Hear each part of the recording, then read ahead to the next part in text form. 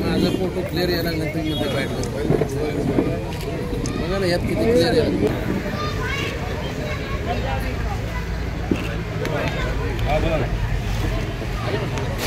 तर प्लीज जरा मागं सरक जरा मागं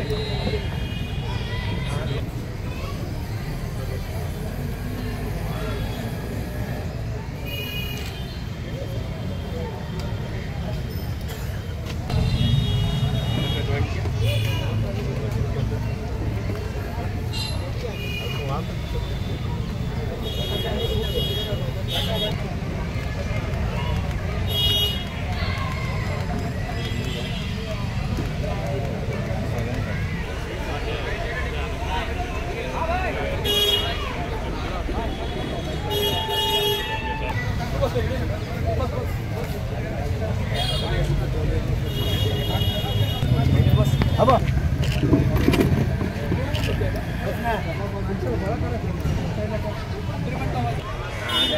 चलेगा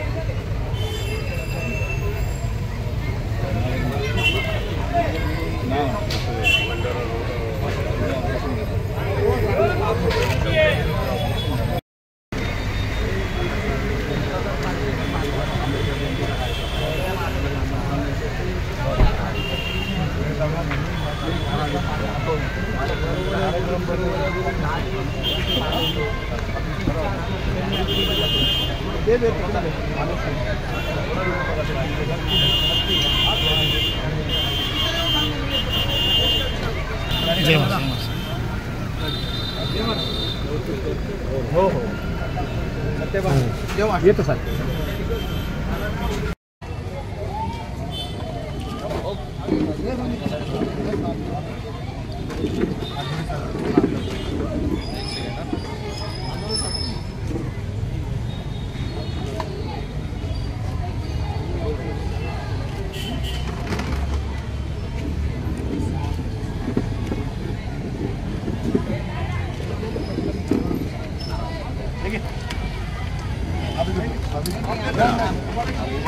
अरे आप भाभी को दो भरत भाई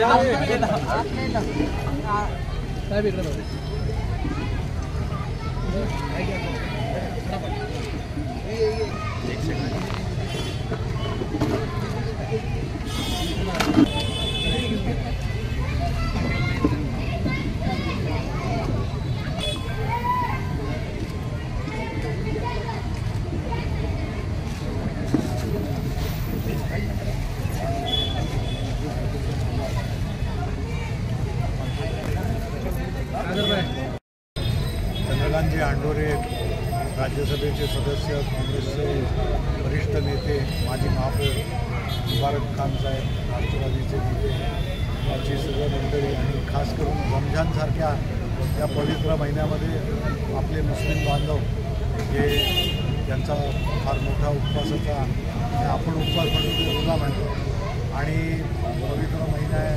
आता 2 दिवसामध्ये मला वाटतं ईद रमजान ईदसुद्धा होणार आहे. तर त्यांचं निमंत्रण त्यांचं असतं. आपण त्या याच्यामध्ये येऊन सहभागी होण्यासाठी इथे आलो. मला वाटलं एक भाईचारा, एक सलोखा या समाजामध्ये जो डॉक्टर बाबासाहेब आंबेडकरांनी आपल्या भारतीय संविधानामध्ये की समाज कशा रीतीने असावा याचं जे उत्तम संविधानामध्ये ज्या प्रकारे उद्धृत केलेलं आहे तो खरोखर आपण आल्याला जाणतो का?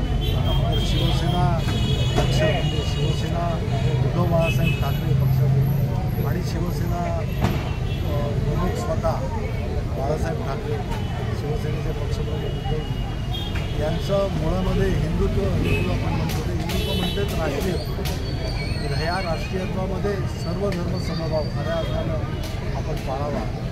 त्या याने आम्ही सगळं समाजाप्रती काम करण्याचा जो एकदा उचलतो ते काम करण्याचा समाजाला आपल्या शुभेच्छा आहेत त्याबद्दल धन्यवाद. शेवटी लोकप्रतिनिधी म्हटल्यानंतर आता अंडोरीजींनी ज्याप्रमाणे काम केलं एक बेंचमार्क सेट करून दिलं की कशा प्रकारे लोक काय बघतात आपला लोकप्रतिनिधी कसा असावा आपल्यामधला आपल्याबरोबर आपल्या समस्या जाणून घेणारा आपल्या खांद्याला खांदा लावून आपल्यासाठी संघर्षासाठी रक्षा करणारा आपल्याबरोबर उभा राहणारा आणि याच गोष्टी आपल्याला पुढे घेऊन जायचे असतात जे शिवसेना प्रमुखांची सुद्धा जी व्याख्या लोकप्रतिनिधीचे तसंच आणि त्यामुळे आता आपण शुभेच्छा देत आहोत त्याबद्दल खरोखर धन्यवाद. आणि प्रयत्न करतोय आपण लोकसभेच्या याला शेवटी या लोकशाहीचा सगळ्यात महत्त्वाचा जो घटक आहे तो आहे मतदान आणि तो सुजाण सुविद्य असा नागरिक तो मुंबईचा असू दे या महाराष्ट्राचा त्याला बरोबर कळतं आहे की माझ्या मताचा अधिकार मी काय म्हणतो कशा रीतीने वापरतो. देशाची परिस्थिती महाराष्ट्राची परिस्थिती महाराष्ट्रामध्ये घडलेलं राजकारण कशा रीतीने मुंबईमध्ये काय होतं मुंबईकरांच्या समस्या काय याची जाण त्याला आहे आणि येणाऱ्या लोकसभा निवडणुकीमध्ये नक्कीच लोकशाहीचा एक महत्त्वाचा घटक म्हणून त्याचा अंक बजावणार. मतदारांना भयमुक्त वातावरणात मतदान करण्यासाठी कशा प्रकारे आवाहन कराल? अर्थात आता भारत निवडणूक आयोग हेच करते फ्री अँड फेअर इलेक्शन. आता त्यामध्ये खरोखर त्या अर्थानं होतं आहे का या सगळ्या गोष्टी त्याचं या प्रकारे त्याचं नियोजन असायला पाहिजे. या सगळ्या गोष्टी पुरवणं या गोष्टी आहेत की नाही जागेवरती पाहणं आणि भयमुक्त वातावरणामध्ये मतदारांना मतदानाची सोय करून देणं हे निवडणूक आयोगाचं काम आहे. येणाऱ्या दिवसांमध्ये आपण बघू आणि ते करतील